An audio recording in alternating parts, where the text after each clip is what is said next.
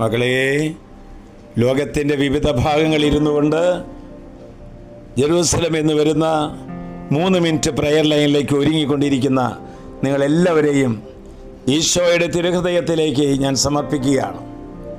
തിരുഹൃദയ വെള്ളിയാഴ്ചയിലെ പ്രാർത്ഥനയിലേക്ക് സമർപ്പിക്കുകയാണ്. പ്രത്യേകമായ വിധത്തിൽ വിശുദ്ധന്മാരിലൂടെയുള്ള ഒരു തീർത്ഥയാത്രയിലാണ് നമ്മൾ. ഇന്നിതാ നമ്മുടെ ഭവനത്തിലേക്ക് വിശുദ്ധനായ തോമസ് അക്വീനസ് കടന്നു വരികയാണ്. വിശുദ്ധന്മാർ എല്ലാറ്റിനും ഉപരിയായി ഈശോയെ സ്നേഹിച്ചു, ഈശോയിൽ വിശ്വസിച്ചു, ഈശോയുടെ കൂടെ നടന്നു, ഈശോയുടെ കൂടെ ജീവിച്ചു. അവരാണ് വിശുദ്ധന്മാർ. ഇതാ വചനം തരുന്നു.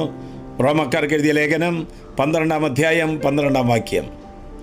പ്രത്യാശയിൽ സന്തോഷിക്കുവിൻ, ക്ലേശങ്ങളിൽ സഹനശീലരായിരിക്കുവിൻ, പ്രാർത്ഥനയിൽ സ്ഥിരതയുള്ളവരായിരിക്കുവിൻ. മകളെ, വിശുദ്ധന്മാരുടെ ജീവിതം കാച്ചി കുറിക്കിയാൽ ഈ 3 വാക്കുകളിൽ അവരെ നമുക്ക് ഉൾച്ചേർക്കാൻ സാധിക്കും. പ്രത്യാശ, സഹനം, പ്രാർത്ഥന. പ്രത്യാശ, സഹനം, പ്രാർത്ഥന. ഇതിലൂടെയാണ് ഓരോ വിശുദ്ധാത്മാക്കളും മുന്നോട്ട് നീങ്ങിയിട്ടുള്ളത്. വിശുദ്ധനായ തോമസ് അക്വീനസ് വചന പ്രഘോഷണത്തിലും അധ്യാപനത്തിലും ഗ്രന്ഥരചനയിലും അതീവമായ ശ്രദ്ധ ചെലുത്തിക്കൊണ്ട് വിദ്യാഭ്യാസ സ്ഥാപനങ്ങളുടെ മധ്യസ്ഥനായി ഇന്ന് വാഴുകയാണ്.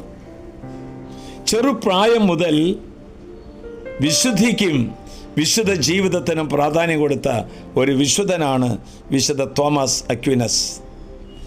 വിശുദ്ധ തോമസ് അക്വീനസിന് പല പരീക്ഷണങ്ങളും പല പ്രലോഭനങ്ങളും ഉണ്ടായിരുന്നു. തടവറയിലായിരിക്കുമ്പോൾ ഒരു സ്ത്രീയെപ്പോലും മുറിയിലേക്ക് പറഞ്ഞയച്ചു.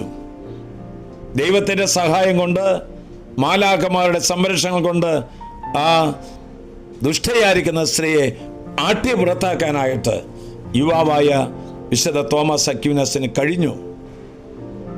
വിശുദ്ധ തോമസ് അക്വീനസിന് വിശുദ്ധ കുർബാനയോട് അതീവമായ ഭക്തി ഉണ്ടായിരുന്നു. ഗാനങ്ങളും ഗ്രന്ഥരചനകളൊക്കെ കഴിഞ്ഞ് ഒരു ദിവസം സക്രായയുടെ മുമ്പിൽ ഈ പുസ്തകവുമായി നിൽക്കുമ്പോൾ ഈശോ തോമസ് അക്വീനസിനോട് പറഞ്ഞു, നീ എന്നെക്കുറിച്ച് എഴുതിയ പാട്ടുകളും എഴുതിയ വചനങ്ങളും വളരെ നന്നായിരിക്കുന്നു, എനിക്ക് വളരെ സന്തോഷമായി എന്ന്. ഈ സ്വരം അവിടുന്ന് ശ്രവിച്ചു.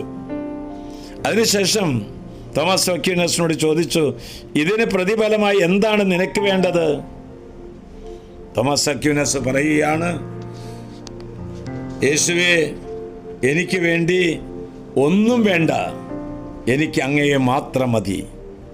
അക്വീനസ് പറയുകയാണ്, യേശുവിനെ അറിഞ്ഞവർ യേശുവിനെ പറ്റി പറയണം, പ്രഘോഷിക്കണം.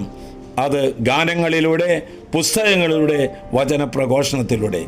ഇപ്പോൾ ബുദ്ധിമാന്യമുള്ള കുഞ്ഞുങ്ങൾ, പഠിക്കാൻ താല്പര്യമില്ലാത്ത കുഞ്ഞുങ്ങൾ, സ്കൂളിൽ പോകാൻ ബുദ്ധിമുട്ടുള്ള കുട്ടികൾ വിശുദ്ധ തോമസ് അക്വീനസിനോട് പ്രാർത്ഥിക്കട്ടെ.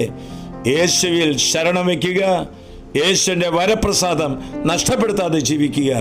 നിനക്കും ഒരു വലിയ മഹത് വ്യക്തിയായി തീരാം, നിനക്കും ഒരു വിശുദ്ധനായി തീരാം. ആശ്വാസപ്രദമായ രാത്രി, പ്രതീക്ഷാ നിർഭരമായ പ്രഭാതം, സൽപ്രവർത്തികൾ നിറഞ്ഞ ദിവസം നൽകി നമ്മെ എല്ലാവരെയും അനുഗ്രഹിക്കട്ടെ. നമ്മുടെ കർത്താവ് ഈശോ മിശിഹായുടെ കൃപയും പിതാവായ ദൈവത്തിൻ്റെ സ്നേഹവും പരിശുദ്ധാത്മാവിന്റെ സഹവാസം ഉണ്ടാകട്ടെ, ഇപ്പോഴും എപ്പോഴും എന്നേക്കും. ആമേൻ.